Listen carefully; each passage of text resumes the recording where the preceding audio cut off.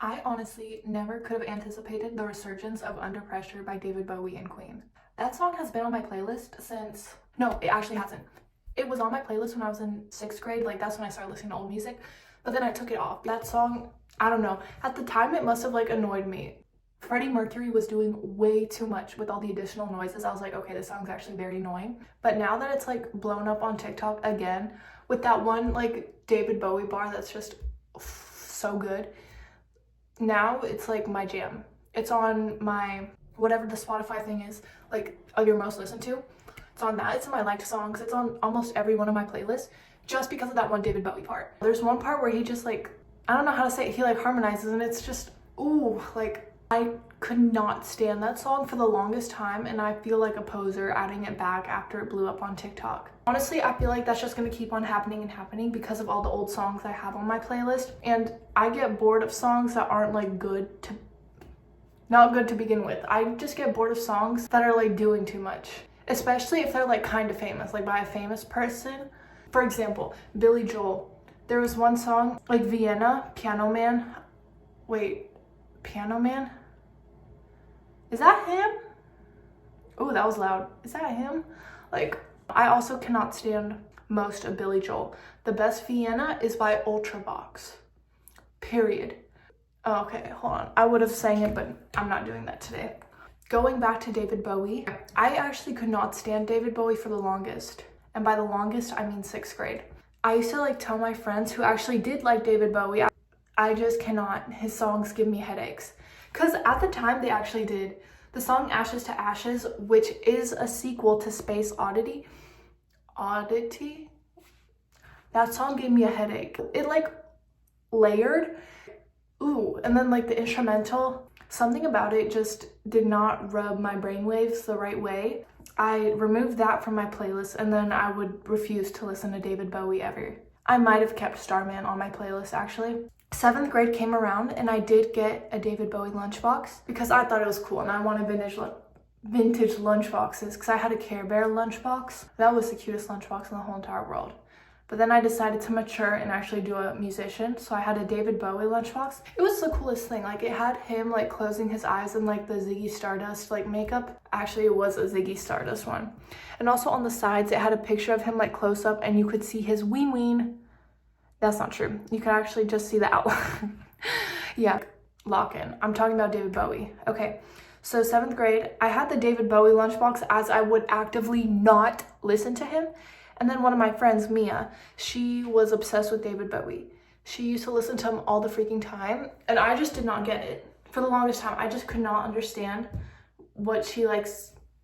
Well, not saw. She wasn't attracted to David Bowie. I actually was. I thought he was hot. His music was just not. She kind of put me on. Once she started liking him, I listened to Moonage Daydream. That song is actually really good. Is your space face close to my love? Freak out in a Moonage Daydream, oh yeah. And also the little instrumental part, that's just so goofy to me. Like, that's like the goofiest thing ever in a song, which is why I won't play it on the radio. Because I feel like it would, on the radio, on the Bluetooth. Because when you play that part in the song, like, everyone will just go silent and listen to how weird it is. The weird blend of instruments. I don't play that song on the radio.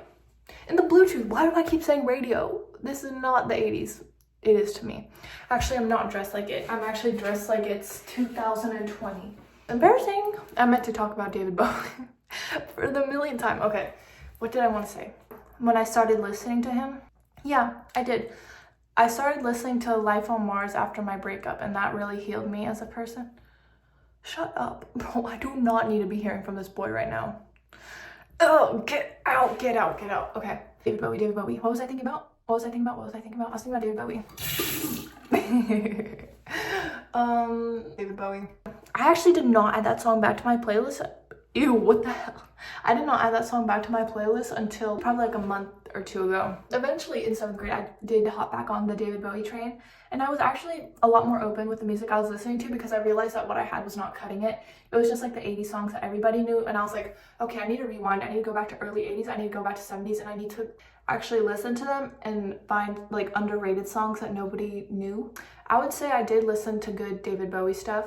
And I also started listening to like a lot more like deep cuts of everything. Well, I wouldn't say deep cuts because how far did I go? I listened to Kooks. I got the Life on Wait, was it Life on Mars?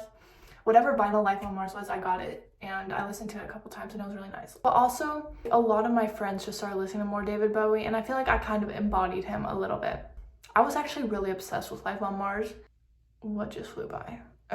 Oh my god, Labyrinth. I watched that movie December 2 years ago, I think. Ooh, that movie was actually so crazy. I wouldn't call it good because I was lost. The plot did not dawn on me, whatever. And I watched it 2 times. I watched it once with my parents, and I watched it once on the airplane. I understood it more when I watched it on the airplane, but still, it's like a weird concept. Like, I didn't know what was going on. What was her dynamic with the Goblin King? Why was he wearing such tight pants? Why could I see his ween again? Maybe that was just a David Bowie thing, or maybe that's just the people who do his costumes. Oh my god, okay. Men's shoes, women's shoes, bisexual shoes. They're shoes, you silly. Yellow teeth. And how about the shoes? Are those men's shoes or women's shoes or bisexual shoes? They're shoes, silly. That's mean. Okay, no. His outfit was actually really cute in that interview. And that interviewer, he could not be talking. He was so ugly. Okay. David Bowie always mogs. Oh, rock and roll. That song, like, changed me. Now, like, re-listening to it, it wasn't anything like, whoa, like, that's like a freaking amazing song. Rock and roll, that song is amazing. I like it a lot. Wait, did I just contradict myself? That song's okay. I liked it. I liked it a lot before, now not so much. Now I really like Heroes. Now, wait, I'm not that basic. That song is actually really good. My cousin once listened to it for like 10 hours when he was really emotional. He's always emotional. He cannot get a girlfriend for the life of him. Oh yeah, Labyrinth. Her dress in that was fantacular. Like, ooh, I want to wear it. Like, I would wear that as my Halloween costume if it did not cost like $2,000 in like fabric and material. The songs, ooh, dance, magic dance. That's a bang, bang, banger. And I'll be there for you as the world falls down. Ooh, I love that song. The soundtrack, you remind me of the Bay. What Bay? The Bay with power. What power? Power, voodoo. Who do you do? What remind me of the Bay?